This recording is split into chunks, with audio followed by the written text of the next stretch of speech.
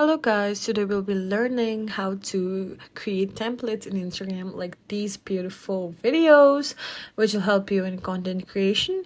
And I will teach you two methods today, but I personally find the second option a bit better, but you can choose according to your liking. First, we can start by opening the Instagram application, and on the taskbar on the fourth option you can click it, which is known as the templates option.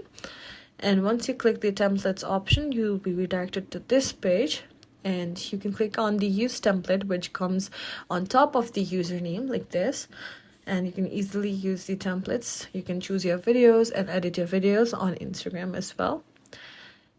And the second method is by opening Canva. You can open the Canva application and search on the search bar Instagram Reels template or Instagram Reels, and you come across these different templates which is free to use. Most of them is free to use, and you can edit according to your liking.